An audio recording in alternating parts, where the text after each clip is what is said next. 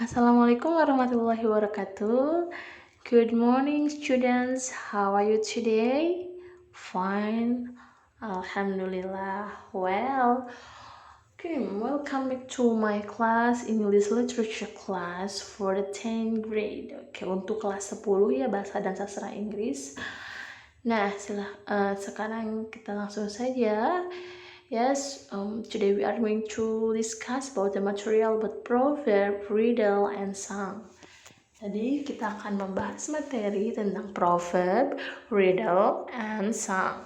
Nah, yang pertama adalah proverb.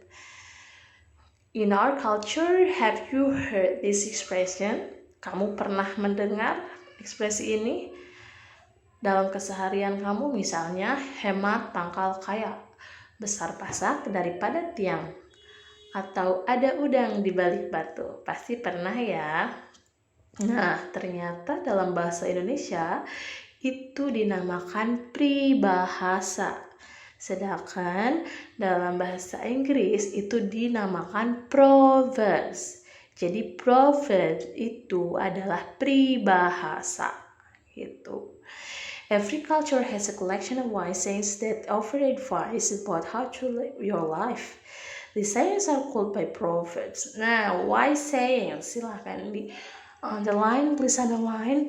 Wise saying, itu perkataan bijak ya, ungkapan bijak, wise sayings.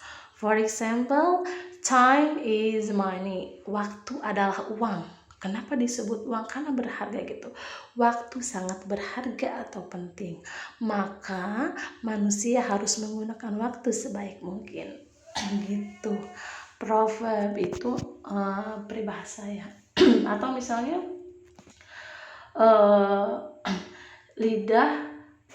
lidah bagaikan pedang gitu. Bagaikan pedang. Iya, lidah itu seperti senjata, walaupun bukan senjata tajam, tapi dia bisa melukai gitu. Ketika kita berkata buruk pada orang lain, itu bisa melukai sampai hati yang terdalam, gitu kan? Nah, makanya kenapa disebut lidah itu seperti bagaikan pedang. Begitu. Hanya perumpamaan, bukan lidah seperti pedang dalam arti sebenarnya, lidah mirip seperti pedang, bukan, tapi perumpamaan gitu. Jadi proverb itu merupakan peribahasa. Dalam bahasa Inggris disebutnya proverb, kata-kata bijak. Oke, get it? Paham ya? Oke, next, kinds of proverbs. Nah, ada pepatah, aphorism misalnya, don't go too far in small.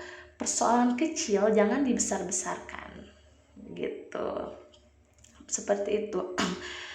Atau misalnya parable, perumpamaan that has a moral lesson, bisa punya pesan moral gitu ya. For example, to carry coals to a new scale, bagai membuang garam ke laut, ya percuma gitu, toh laut udah asin gitu kan, bagai membuang garam ke laut. Oke, and so on, bisa dilihat ke bawah juga. Selanjutnya social function. Yang pertama, proverb have a function to teaching, enlightening, and persuading people. Persuasif, mengajak gitu ya. Proverbs play many roles in society. Oke, punya peranan penting dalam society. That most common role is to educate. Tentulah to educate, untuk mendidik. What might happen if they do something gitu kan. Untuk mendidik lah, seperti tadi misalnya pakai perumpamaan lidah bagaikan pedang gitu ya, itu untuk pengingat diri. Jadi kita harus menjaga ucapan gitu. Proverb has been and most powerful, iya dong, and effective instrument for the transmission of culture, social morality, manner, and ideas of people from one generation to another. Betul, ini most powerful ya. Dengan kata-kata bijak ini bisa untuk to change social morality. Siapa tahu bisa mengubah moral seseorang gitu dengan perkataan ini. Nah, next, bawahnya bisa kalian lihat sendiri.